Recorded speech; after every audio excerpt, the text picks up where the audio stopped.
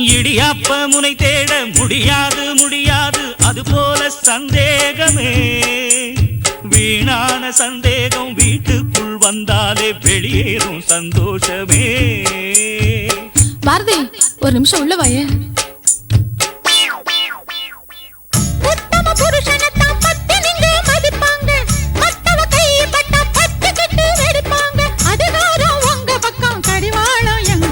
பொண்டாட்டி ராஜ்யம் தான் நடக்குது, இங்கே புருஷனுக்கு மதிப்பு எங்கே இருக்குது?